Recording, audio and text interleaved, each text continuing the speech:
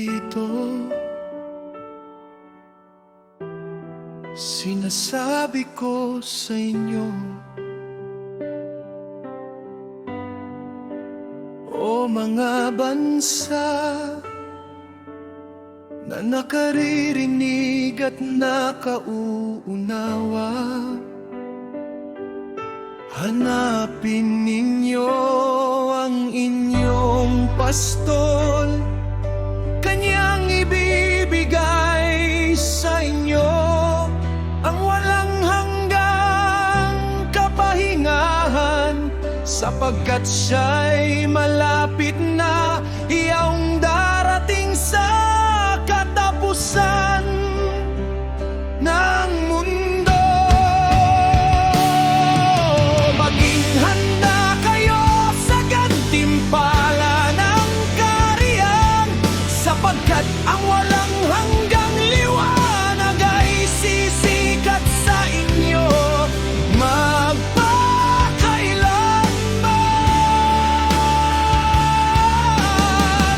Layuan ninyo ang anino ng mundong ito, tanggapin ninyo ang kagalakan ng inyong kaluwalhatian. Aking pinatototohanan ng aking tagapagligtas ng hayagan.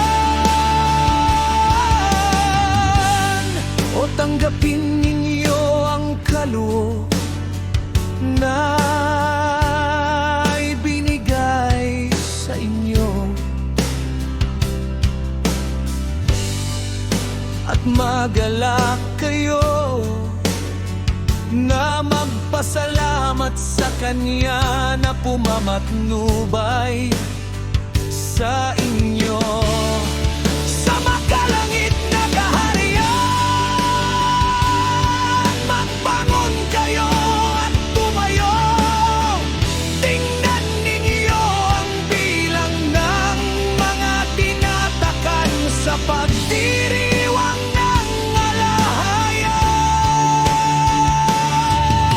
Sila na umalis sa anino ng mundo at tumanggap ng maluwalhating kasuotan ng iaawaw at alaya.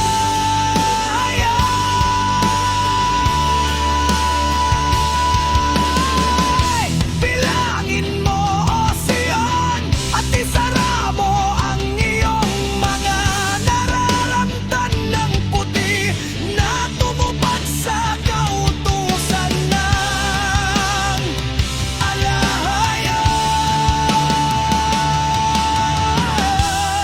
Ang bilang ng iyong mga anak na iyong pinakahangad ay natupad na. Idalangin mo ang kapangyarihan na Yahweh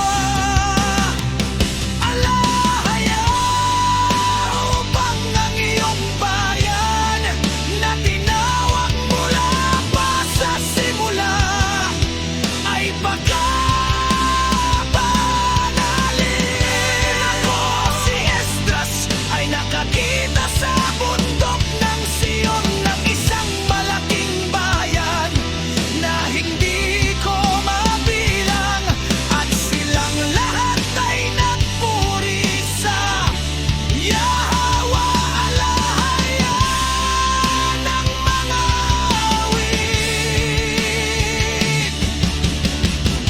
At sa gitna nila ay may isang kabataang lalaki ng matangkad na pangangatawan, mas mataas kaysa lahat, at sa bawat isa sa kanilang mga ulo ay pinutong niya ang mga korona, at siya ay lalong pinaranggalan na aking ipinagtaka ng lubha. Kaya't tinanong ko ang anghel at sinabi, Ginoo, sino ang mga ito.